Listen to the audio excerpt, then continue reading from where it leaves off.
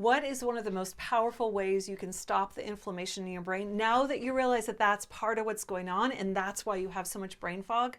It's actually what you put at the end of your fork. And yes, it's not talking about food sensitivities. I'm talking about how it is that you can actually shift the way that your body processes energy. There's this thing that happens with a lot of people with myalgic encephalitis and long COVID where they're not burning their fuel efficiently. It's like you put gas in the tank of your car, but it doesn't know how to break down gas anymore. It's like it's forgotten how to do that. It's called something called the Warburg effect.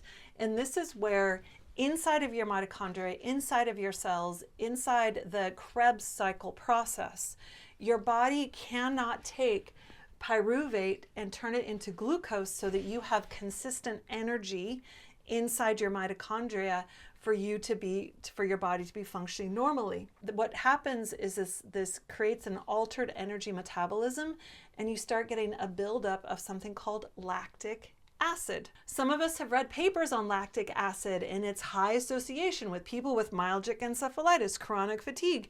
Some people have said, this is why we have ME. It's because of this high lactic acid. No, it's not why you have ME. It is why you may be feeling increased muscle pain and why you may be feeling increased fatigue is because you have too much lactic acid. Why you have too much lactic acid may be one of the root causes of why you have ME. Does that make sense? There is a way that you can choose to eat your foods so that you shift your energy production. So there are only two things that help you get here, and you either need glucose or you need ketones. So for those of us that are having a hard time with using sugar as a form of energy, you might do really well if you experiment to see if you can get your body into ketosis. There's a diet called ketogenic diet. I'm sure you've heard of it, and it's often used for weight loss, but that's not what we're talking about here. What we're talking about is shifting your body into a different form of energy production to see if it helps you feel better. This can be an incredibly inexpensive, relatively inexpensive compared to all the other things that you can do to treat your long COVID and myalgic encephalitis, to see if you can get that inflammation down in both your body and your brain. And I can tell you this is one of the number one ways to get inflammation down in your brain. And it's been shown by researchers and physicians who work a lot with dementias and brain inflammation. Dr. Walls and Dr. Bredesen use this all the time, as was Dr. Datis Karazian. Very important thing to put in your toolkit as something to experiment with. I mean, really, to be honest, whenever I think about having long COVID, I feel like I'm metabolically, and I'm not going to say the word because this is YouTube and I don't know if kids are listening, but I feel metabolically effed up, to be honest. And this can be a way of switching your fuel source from gas to solar so that it can be more efficient and better for the environment that you live in. So the truth is that you may not be ready to do this. And that's one of the mistakes I see people make, is that they either try a ketogenic diet before they're ready for it, or they try it and they fail and they think that they'll never be able to go back to it and it's just not for them. Those are both issues that I want to address right now and right here and right now. So there can be multiple reasons why this doesn't work for you, and these are all things that you can work on and work around, and I'm even going to talk about an alternative that you can do. So using my favorite big fat sticky notes, I'm going to say here, the number one reason that ketogenesis may not work for you right now is you may be insulin resistant.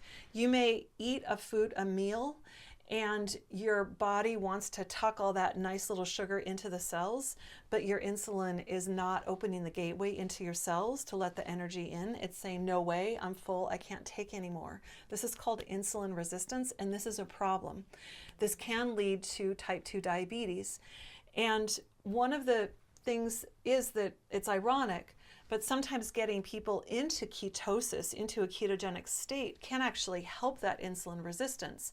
But it can also be a block to getting into ketogenesis. So we may need to do something else with your diet first as a beginning step before we're ready to do a radical diet such as ketogenesis. The second thing that can be an issue that's related is you may have blood sugar dysregulation. How would you know if you have blood sugar dysregulation? Well, one thing is you can get a continuous glucose monitor and put it here on the back of your arm and check your iPhone. And you can start to watch your own blood sugar, which can be an incredible tool in terms of giving you real-time biofeedback on how what you eat, what you think, how you feel, and how you move is impacting your blood sugar. Another super simple clinical pearl is that you can see how do you feel after you eat. If you're one of those people like my mom who will eat a meal and then she says, oh, I feel so much better. I have so much more energy now. I was just too hungry. What does that mean? That means that you had low blood sugar and you waited too long to eat, or you ate the wrong things at your last meal. You ate too many carbohydrates, not enough protein, not enough fat to hold you through until you ate again. So it may be that you need to eat different foods or eat more often for right now. Another sign that you may have blood sugar dysregulation is that you feel the opposite of my mom after you eat. You feel tired, like my patient Andrea, who every time she ate a meal, she had to go lie down on the couch. She was so exhausted. And she kept saying, why is this? Why do I have this? Well, this could be a sign that you have insulin resistance. Your food is energy. And if your body, if you're feeling more tired after you eat, that could be a sign of the insulin resistance. And or it can be a sign that you need more digestive enzymes, more digestive fire to break down your food particles so that your body can use it as energy. So those are some signs that your blood sugar is off if after you eat you feel better or worse. Really, the answer should be, I ate my food and I feel the same as I felt before. I'm just happy I had such delicious food and I'm grateful that it came on my table. The other issue that can block you from being able to go in to be ready for this diet is if you have what's called HPA dysfunction or adrenal fatigue. If your stress response is so altered, that can have a big impact on how your blood sugar is, and those two work together side by side. And so if your cortisol, if you're either really low cortisol levels or super high cortisol levels, or your cortisol's flipped, it should be high in the morning, low at night, but you're flipped. And so you're low in the morning and high at night, you can't sleep at night. These are all issues that make it really challenging to go on some kind of a diet like ketogenesis diet, or to do something like intermittent fasting. You're just not ready. It doesn't mean it's no forever. It just means a not yet for you, because we need to get your blood sugar stabilized. We need to work on your hypothalamic pituitary axis and get that balanced, get you back into a safe, happy, consistent diurnal rhythm of your cortisol levels so that your body can handle the relative stress of eating for ketones, using ketones as energy, and also doing some kind of intermittent fasting, which I'll talk more about in a second. The other reason that those of us who are biologically female, born female, may have a harder time getting our body into ketosis. It has to do with how the hormones interact with the blood sugar and all the other pieces in there. And it may be that if you're still cycling menstrually, that when you are in your premenstrual period of time, it's really hard to be in ketogenesis. Like your body actually needs a little bit more of that carbohydrate to function normally. And again, this is probably related to something being slightly out of whack with your hypothalamic pituitary axis and also the blood sugar. The body is a beautiful, complex organ, and these pieces all interweave together. And anytime that begins to sound overwhelming and scary, just also remember that because it's this interwoven, beautiful thing that happens, once we start understanding which pieces we need to work on, the whole thing begins to work better. And that can be a really nice thing to hear if you've been struggling with chronic fatigue, long COVID for a while. Keep working at this, and then just as a few things took you down, a few things are going to start taking you back up so you can start feeling better.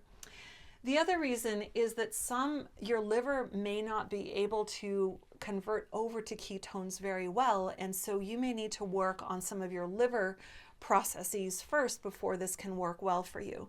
So knowing that there are some things that may be blocking you right now from doing a ketogenic diet doesn't mean that it's not something that's going to work for you at the end. It means that you have a you have some pre-work to do before you can experiment with this diet. So how do you know if this is working for you or not? Well, you should feel better. It usually takes about 2 weeks to get into ketosis. And I prefer using a tool that's tests my blood sugar directly for this. And I'll put a link to the tool that I use down below. And I prefer using a tool for this, but it can take a few weeks to get into ketosis, maybe just 5 days for you, maybe 2 weeks, depends on your body and where you're at. But what you should notice is that you have more mental clarity. It may be that if you monitor your HRV, your stress response rate, you may notice that is going up. You may notice that you have more energy. These are all really great signs. If you have what is called the keto flu, then it may mean there's some other things for you to work on, or if you're just crashing on this, then you are not ready. You need to work on something else. Or it may be that you're not adding in enough fats into the diet, or you're eating the wrong kinds of foods. So get the guidance and support you need for this to be successful for you. The other piece where I see people not being ready for this or setting themselves up for failure or making a mistake is if your limbic brain is out of whack and dysfunction, or if your autonomic nervous system is too messed up for this.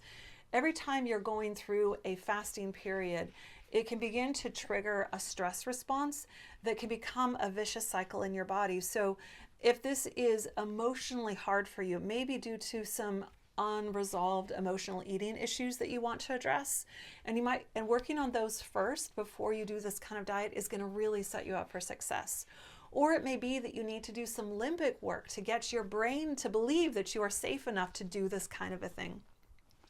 The other one last piece I want to say is that it's really another one of the things that you can do. Many of us who are not ready for the ketogenic diet do really, really well on some sort of autoimmune paleo diet. So this is where you're still eating some complex carbs, but you're eliminating the major inflammatory foods out of your diet, and then you're eating a very healthy, balanced nutritional meal. And this works really well because you can do an autoimmune paleo diet, and if you're still having dysregulated blood sugar, you can eat more frequently, and that can be a really good thing for you. Intermittent fasting is such the rage right now, and so many people are saying you've got to do intermittent fasting, and there is massive benefit to this for sure. Intermittent fasting for at least 12 hours at night or longer if your body can handle it, is going to help actually get the inflamed microglia out of your brain. It's going to help bring that inflammation down. It's going to help get rid of the mitochondria that are broken, and it's going to help you heal and grow new mitochondria that will help get you more energy. So intermittent fasting is fantastic, as is the ketogenic diet, but only if and when you are ready. And again, some of these same things can block people from doing intermittent fasting, and the number one that I see is this hypothalamic pituitary axis dysfunction. So again, if your stress response and your adrenals are not set up, you're not ready to intermittent fast, but that's okay. You can still go on an anti-inflammatory paleo diet, and there are even vegan versions of that out there for my vegan friends that you can do so that you can start working on getting the inflammation down in your body and your brain and feeling better soon. So I highly suggest that you set yourself up for success. Figure out what you're ready for. Get the tools you need so that you can start monitoring how you're feeling today and how you feel once you start these. And also, I just really want to say, anytime that you do something for your body and it feels like, oh, that didn't work out. I tried that and it didn't work out. Don't see it that way. See it as a miss. I had a dear friend use this analogy. Say you went out hunting and you shot and you tried to shoot like 20 deer. I'm sorry for the vegans. This is a terrible analogy for you. But you went out and you tried to shoot 20 deer and you missed 19 times. But the 20th time you brought food back for your people to eat. Would you say that you failed? Or would you say those others were misses? And it's so good that we kept on trying.